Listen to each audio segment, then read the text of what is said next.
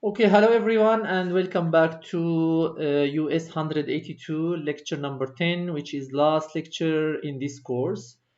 I intended to put this humanoid robot end of my course because this is one of the, let's say, high-tech type of robotics.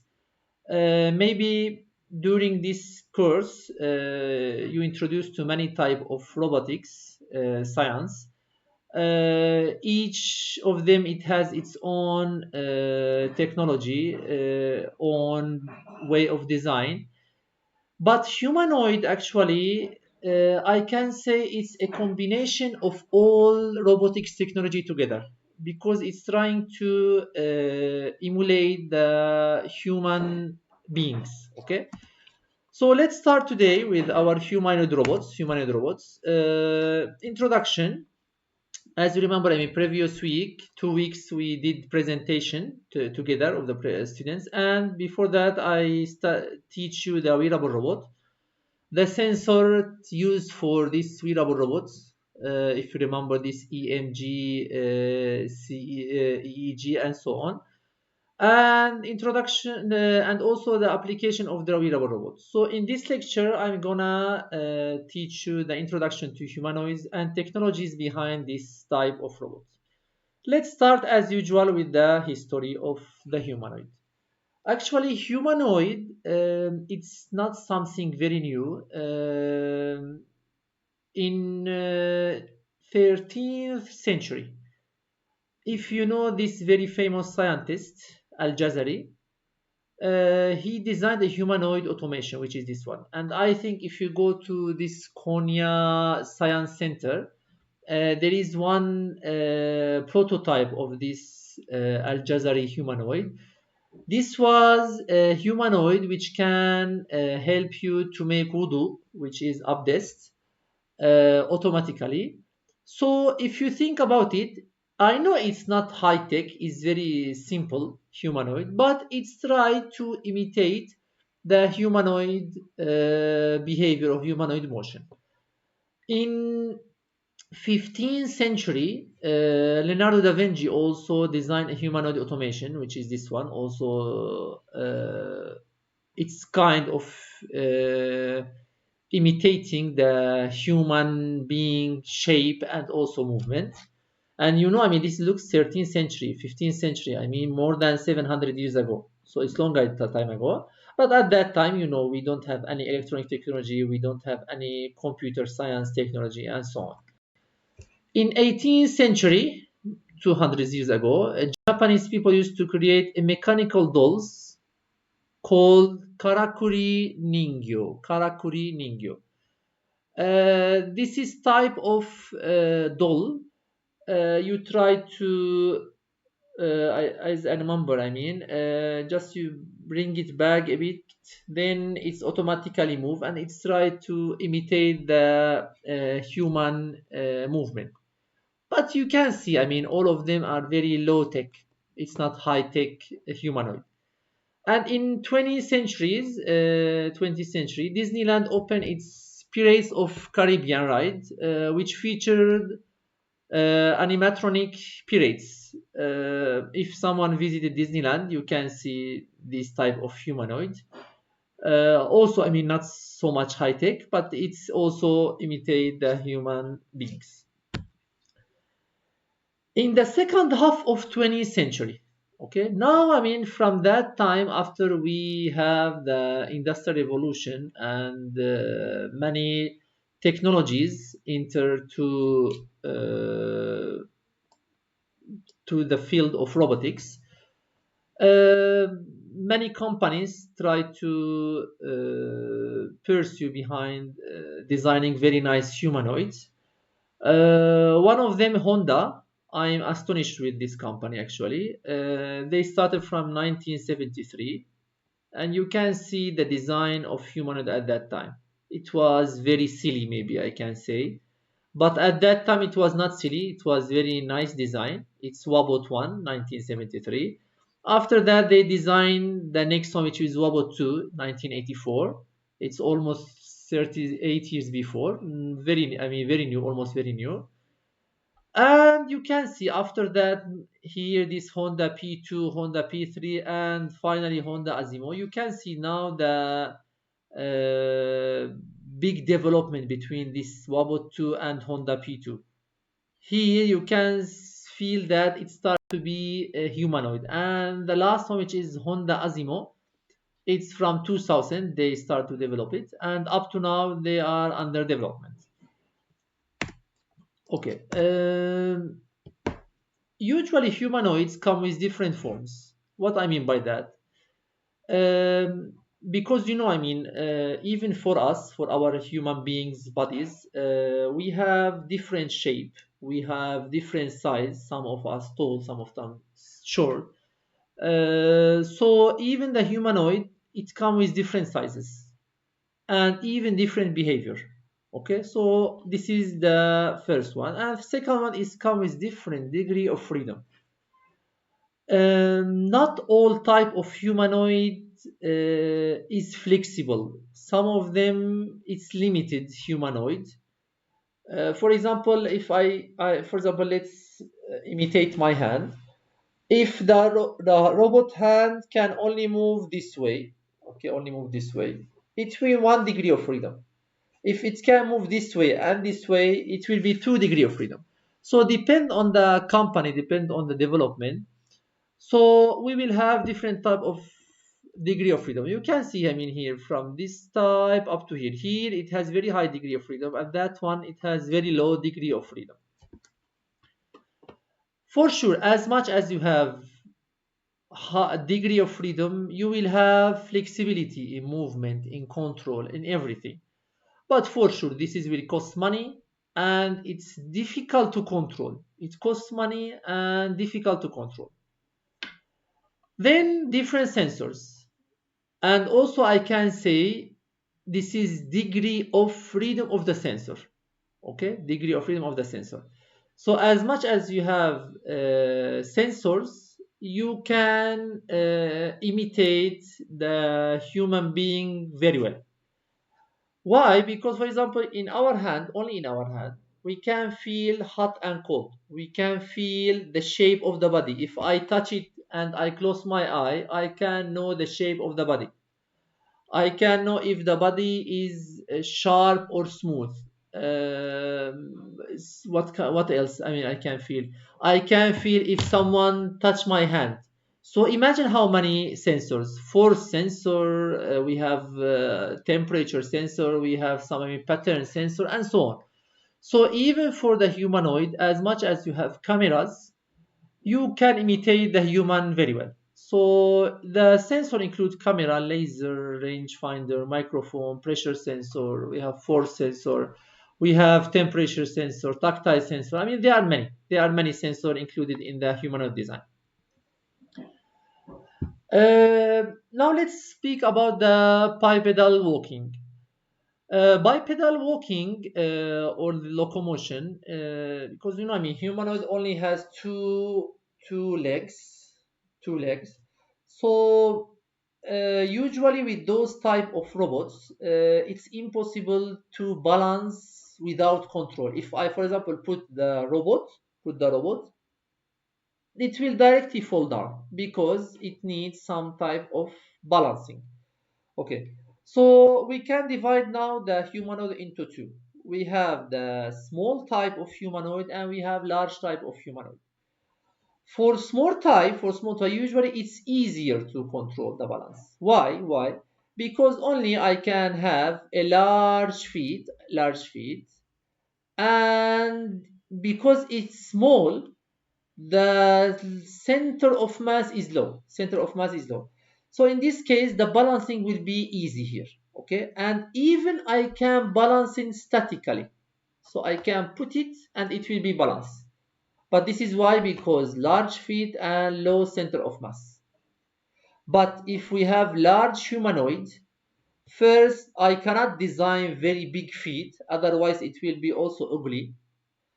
And another thing, the center of mass, it will be very high. So it will change too much because it's tall, it's big size. So we need to balance it dynamically. Okay. So this is the idea of bipedal locomotion. This is HRP2 walking on slightly uneven surfaces. This robot is developed in Japan. I visit the center there and I saw this robot. It's very interesting robot. Also, it's humanoid. It can do many action. You can put here, share the picture in order to let you see the way of walking. This is in time number 0. Then you can see here the leg is tilted a bit like this. Then after that I go up. Then use the other leg in order to walk and so on. So step by step you can go. So this science also is very big science. Actually, it's not in my field. I'm in more industrial robot and mobile robot field. I know some basics about that. Okay. So this is, I think we finished from here. We call this one in English gait movement. Gait movement, G-A-I-T movement. If you search on the internet, you can find the gait. And usually, as much as you have legs, the possibility of movement will be increased. So here, because we have only 2, so the gait number will be less because only we have 2. But if you have 4 legs or 6 legs, the gait will be changed. Okay, so let's now speak about the falling down of the humanoid, which is the most problematic stuff in the humanoid. Even for human, when any baby born in the world, they cannot walk. But if you think about the mammals like cows, like sheep, horse, and so on, those mammals, usually they can walk after few minutes of birth because they have 4 legs, and 4 legs actually is very stable, very stable. So they need only just to learn how to stand up at the beginning. So because of that, 4 legs mammals, it's easy to balance. If you think about insects, it has 6 legs. Usually if they burn and directly they start to walk directly without any stopping. Just they go out of the eggs, and so it start to walk. But for human, we need sometime 1 year. We need sometime more than 1 year in order to control our bodies. So actually, when any baby born, usually he has or she has all the muscles, brain is exist, but learning or teaching the muscle to move is not something easy. Because of that, now even in robotic field, we have this intelligent artificial intelligence stuff. Our neural network. This is what it's based on teaching the machine in order to do something. And also humanoid, same. Humanoid needs to be taught. So how we can teach it? We can teach by the experience. So as much as you have falling down, then the humanoid can learn. But falling down for the humanoid is dangerous a bit. Not like a baby. For our babies, if falling down, maybe it will cause a problem for the baby itself. But it will not cause any problem for the people around. But here, for humanoid, it will damage the robot itself because it's metallic stuff. It will damage the environment as well because it's heavy, and maybe it will injure the people who are nearby. So, do you know what is the main reason of falling down? Main reason of falling down of the robots. We have very nice algorithm. We have very nice sensor, very high degree of freedom. Okay, so why the robots fall down? if everything is fine, everything are fine. So why? I mean, what is the reason behind this? If you can know, just write me your opinion in the chat, please. Okay, thank you for answering on the chat. Actually, the main reason for the falling down is the large disturbance. Large disturbance. As you say before, unexpectable obstacle. This is what is disturbance actually. Unexpectable, for example, delay in the controller. This is what also disturbance. This is also disturbance. Moving in uneven terrain. Suddenly you are moving straight, suddenly it's become uneven. This is what unexpected as well. So all of them, this is large disturbance. Okay. Even if the motion is planned very well and we have very sophisticated feedback and so on, but I mean this disturbance is very dangerous. Maybe suddenly I will have some shaking, for example. Also, this is what disturbances. But here, look, the researcher tried to focus on this topic too much. Why? Because it's dangerous. So they try to let the robot fall down in a way that it doesn't damage itself or around. Okay, all around. I mean the people or the environment. So look, for example, this is HRP2, the way of falling down. Look, I mean, it's lost the balance here. Then suddenly, look, it's tried to combine itself, or I mean, to approach to itself in order to fall down in a spherical way, let's say, or in arc way, in this way, it will not hurt the humanoid. It will not hurt anyone beside. Maybe, I mean, if there is someone here, it could be, but this is also something natural. Even if me or any one of you fall down, maybe some of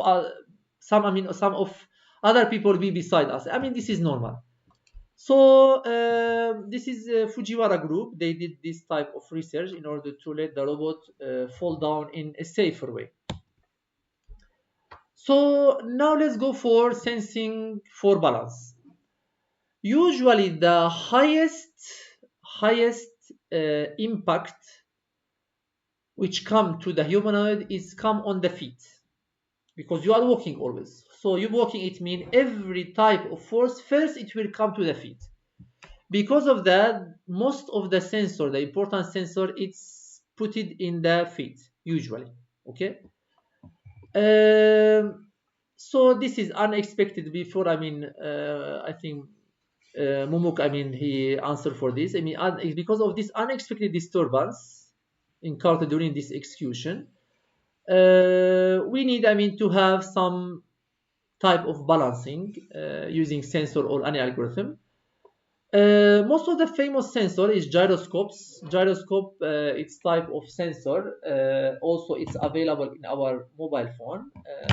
When you move your screen using this gyroscope, you can know the direction of the robot. And also we have this 6-axis force sensor, this one, which is expensive type of sensor. It can sense the forces which is come on the feet. Localization and obstacle avoidance is also one of the important stuff. As any type of robot, localization is essential. Not only humanoid, industrial robot, mobile robot, drone, underwater robot, all type of robots we need localization. Okay, konumlandırması. So even for humanoid we need it. Usually they use landmark. This is one type of way in order to help the humanoid go in the correct way. Another thing, I mean, for obstacle avoidance, also they are using this disparity image in order to know the depths of the objects. Maybe if some of you study in image processing, you know this type of disparity image. This is all related to the image processing science using the camera or stereo vision. Now let's go for manipulation of the humanoids. Look, hands and arms usually is the most important interface of the humanoid with the around environment. So, for example, if I'm talking to you, I'm moving my hand, right? If I say hello to you, I will shake our hands together. If I want to show you something, look, I can show you using my arm and hand.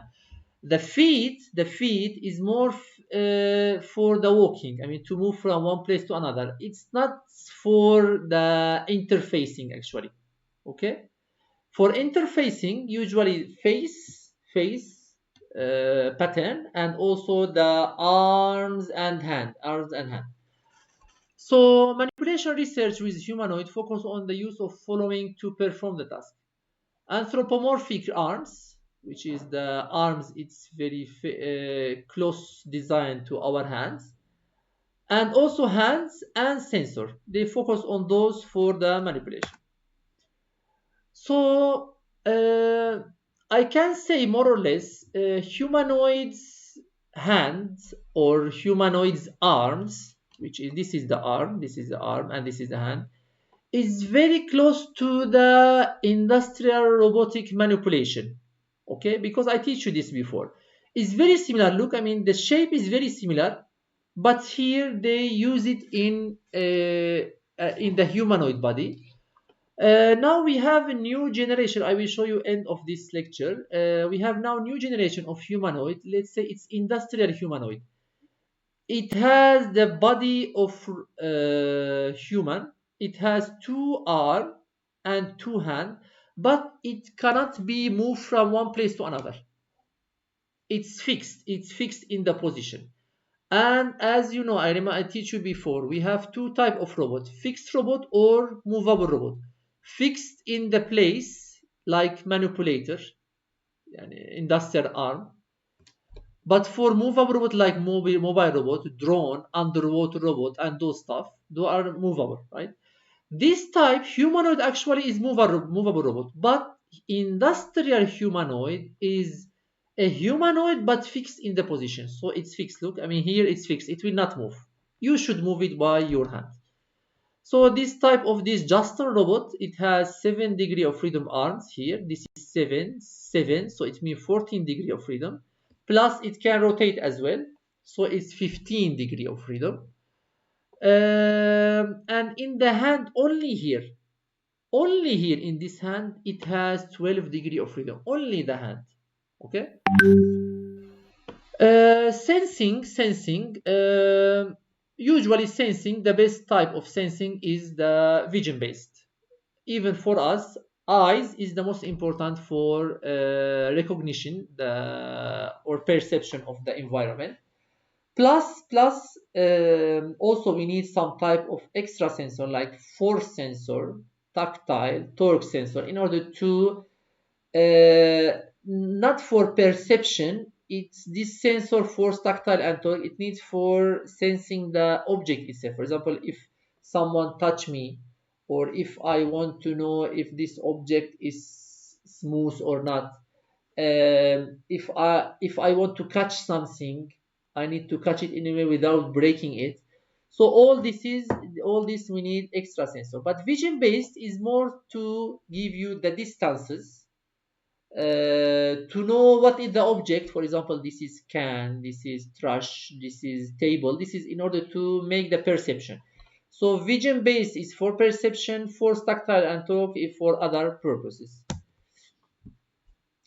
So cooperative manipulation. This is very important also in order to make the humanoid look like the human. Without this interactive between the human and the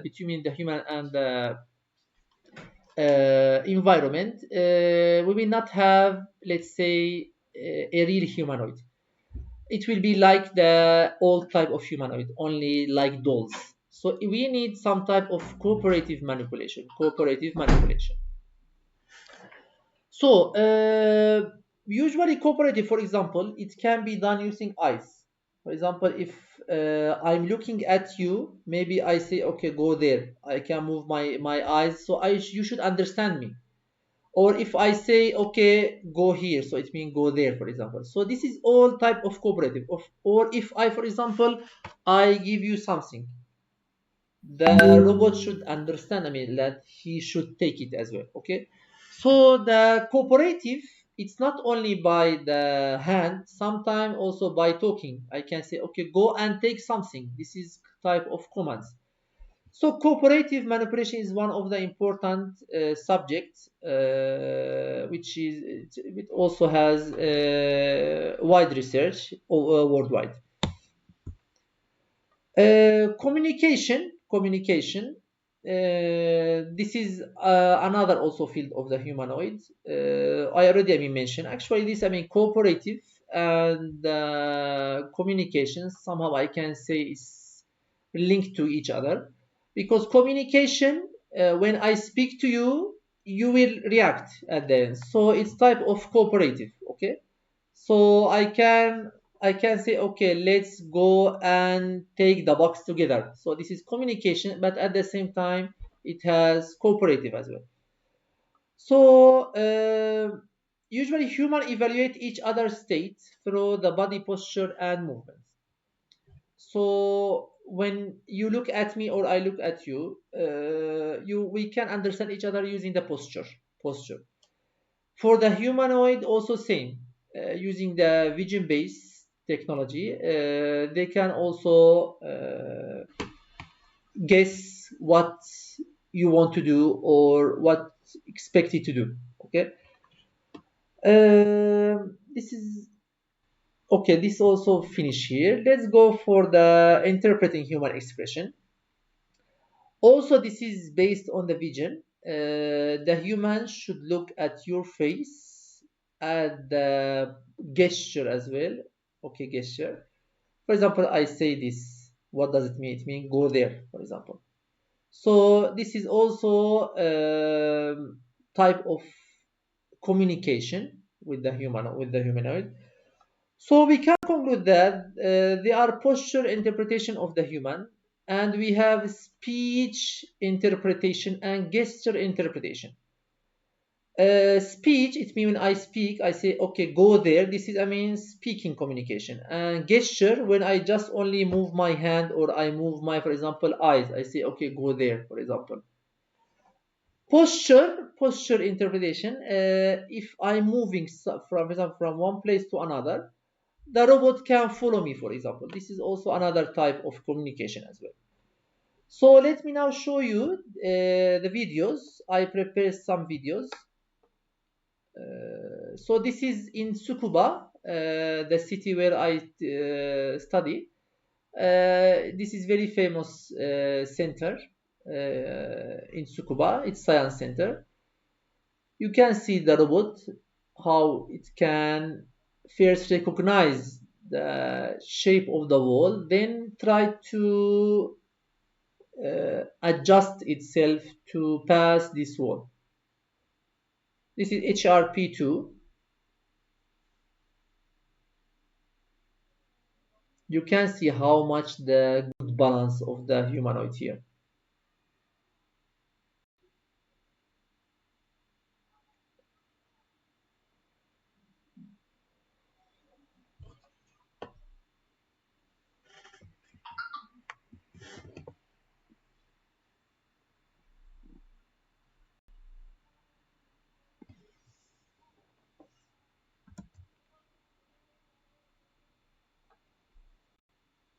This is HRP2 from Tsukuba Science Center.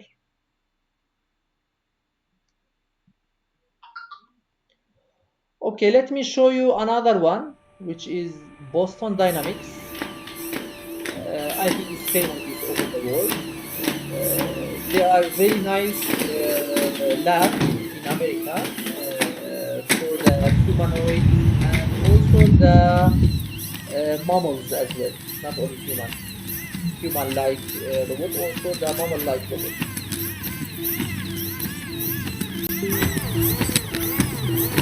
Boston Dynamics also is famous for military for making soldiers.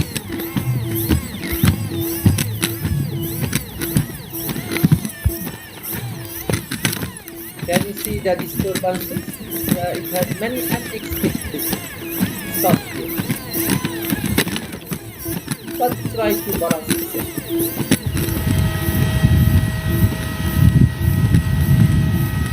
And this is what? This is the communication. So the robot following the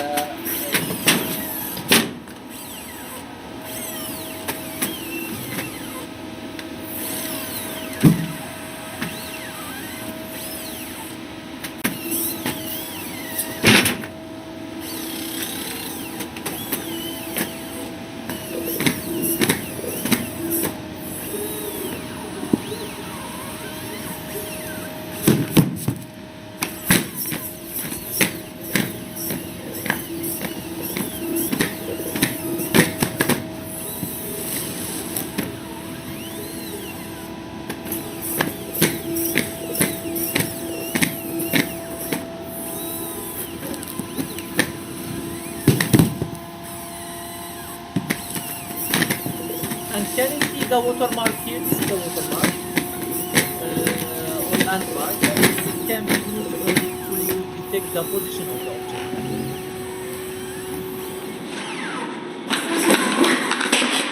And this is falling down, but this is fall down forcefully. They force it to fall down. And you can see how it falls down.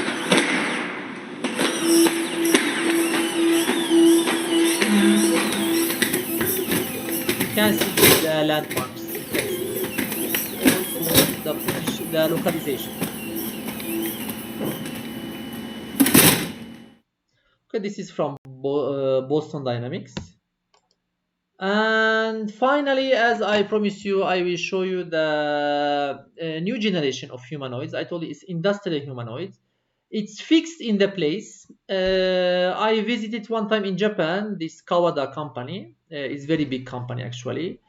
They have this next stage. It's called next stage robots. You can check it on the internet. There are many videos about it. It's humanoid but fixed. Look, fixed in the position. It cannot move.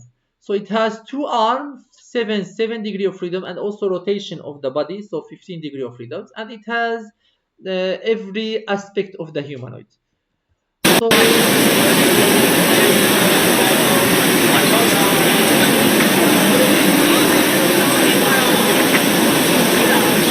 So here, I mean, it's a technology to assemble, but assembling with cooperative with other robots. Okay, you can see the high tech of the robots.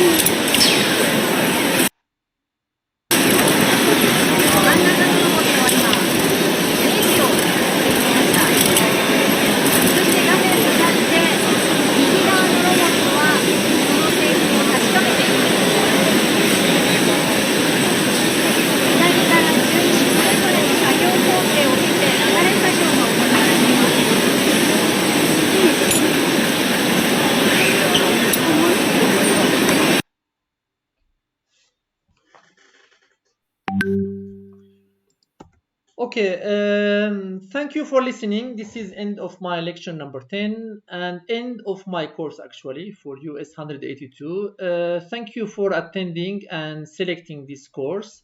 I hope you get benefit from this course. Actually, it's non-technical. I try to teach you many type of robots in this robotics field. including mobile robot, industrial robot, aerial robots, underwater robot. You remember, I mean, also wearable robot and so on, intelligent vehicles. For sure, there are many other type of robots, but I tried to focus on the most famous one over the world. I hope you enjoy this course and see you in the future. Thank you and bye bye.